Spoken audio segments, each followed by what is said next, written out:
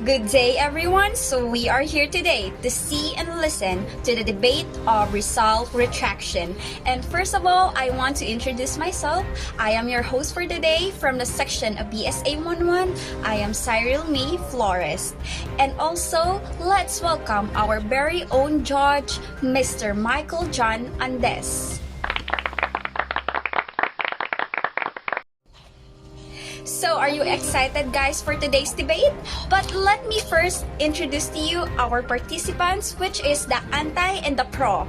And let me proceed with introducing our anti-participants. So, let's welcome our anti-participant, Mr. King Christian Maneja and Miss Mary Ann Akot.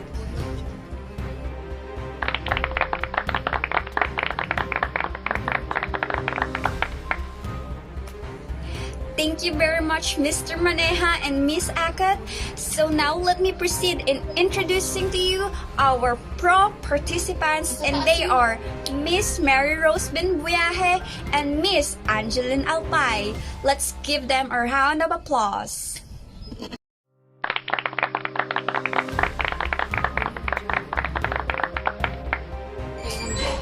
Thank you very much for our participants. And before we start our Rizal Retraction debate, I just want you to give them a round of applause.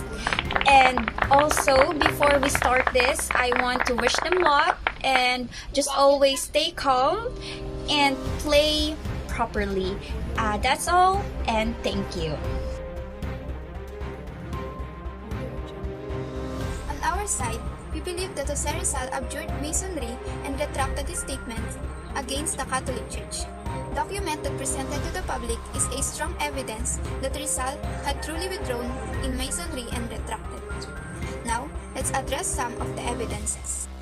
First is the statement of Father Balaguer claimed that Rizal wrote a detailed account of everything the original of which he has drawn in the preparation of this narrative. He finally declares and persuades Rizal to denounce Masonry and return to the Catholic fold. On the same day of Rizal's execution, he had with him the Rizal's retraction and delivered the said document to Reverend Father Pio P. And according to Father Pio P's declaration, he received an exact copy of the retraction written and signed by Rizal. Another evidence is declaration made on April 25, 1970 by Gaspar Castano's testimony. He claimed that he had held it in his hand. He read it and can affirm that the document that he read contained the retraction of Rizal. In addition is the testimony of Silvino Lopez Tuna. Says that Rizal had asked and received the sacraments of penance and communion and contracted canonical marriage with Josefina Bracket after having written and signed a religious profession declaring himself a child of the Catholic Church. The retraction is a significant document because it established the act of marriage of Rizal and Josefina Bracket. The condition to them to be wedded was a retraction. Isn't it not enough evidence of Rizal's retraction? Good day, Madam and Sir. We are the opposition side believe that Rizal did not retract. The first one would be the non-credibility of the retraction document discovered by Spaniard. So, going back, Rizal did really wanted to marry Bracken, but then he was requested to sign a profession of faith and to write retraction, but in the midst of the process of drafting of the retraction, he reclaimed that drafted retraction because he realized that he had written and given to the priest what the friars have been trying to get from him. Roman Roque was taken to reproduce the document. Even the fact that he had the original drafted document, then it means that he forget the signature of Rizal. But the retraction document that was drafted by Rizal doesn't contain any signature. So that means Roman Roque did forget the signature of the document. Considering the fact that Roman Roque has a story of forgery which caused the capture of Aguinaldo, and considering the document was rediscovered after 39 years from the days he was shot, then nobody knows that the document was signed by Rizal.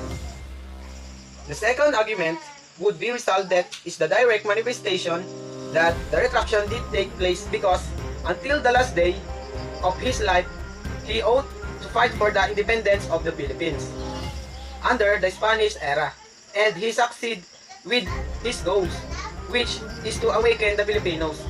A clear manifestation, this is formation of KKK, which also aims to separate the Philippines from the Spanish ruling, and considering that he stand his affirmation of innocence and that he did not revoke his narrative regarding the opposition statement of Spanish ruling.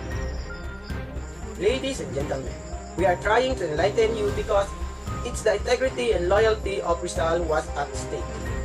So, we must not rely on the particular integrity and loyalty of Rizal to a not credible document, and so we conclude you now that our argument has enlightened you with the controversy, giving you a factual, logical, consistent, solidified, and concrete arguments. The retraction was nothing but a retaliation of Spaniards to Rizal because of his negative allegation toward them. If we continuously believe to the retraction is as if we are disregarding already the sacrifice done by Rizal in saving us from the injustice of the Spaniards. Ladies and gentlemen, let us believe the premises governs and grounded by tangible and direct manifestation. A blessed morning to my fellow students and to our dear teacher.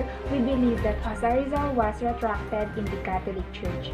The retraction have an affiliated meaningful documentary because it established the act of marriage between Josephine Bracken and Jose Rizal in Dapitan, which is the condition to them to be wedded was retraction. It is said here that no retraction, no marriage, which is Jose Rizal need to be retracted first before he married Josephine Bracken.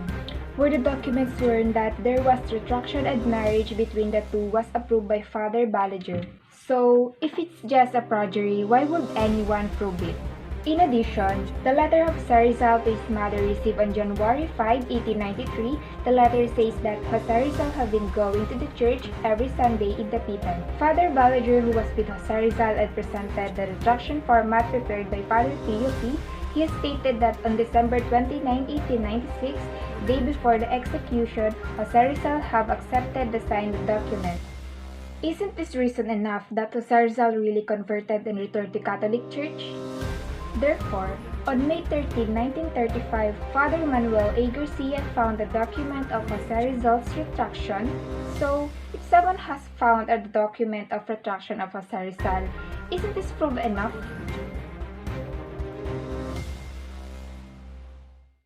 Good day, everyone. We, the opposition side, believe that Rizal did not retract.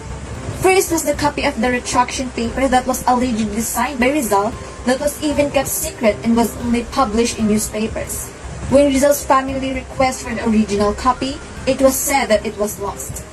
Another evidence as to Rizal did not retract is that when Father Balaguer came to terms that he married Jose and Josephine, after Jose had signed the retraction paper, however, there were no marriage certificate or public record shown that could prove Father Balaguer's statement.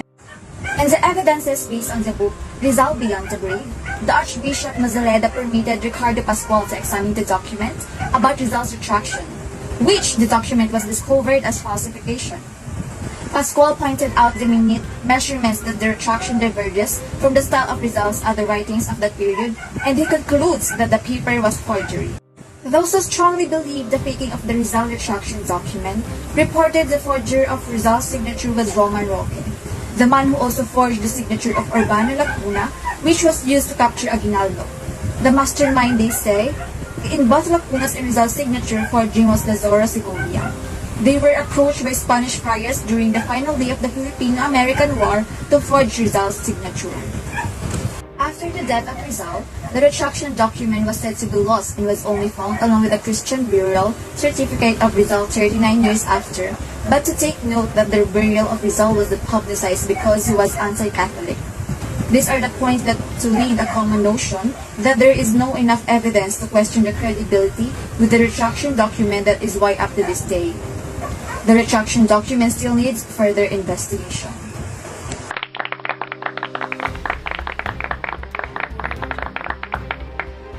Since both sides have presented their arguments, let me first congratulate and thank you all of you for this wonderful debate.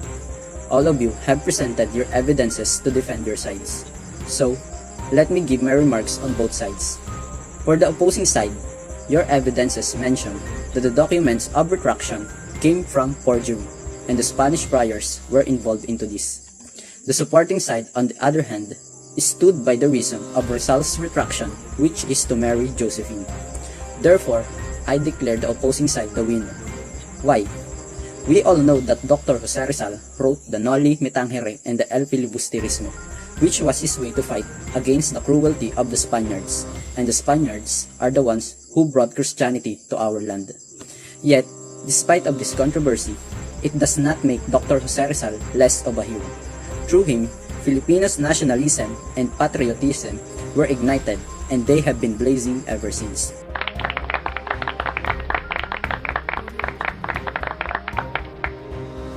Once again, I am your host for today from the section of BSA 11. I am Cyril May Flores, and we also want to thank you, our participants, the pro and anti, and we also want to thank you, our very own judge, Mr. Michael John, on this. And we'll see you soon again, guys, in our next debate. And we are really happy that you are here with us today. And that would be all, and I thank you.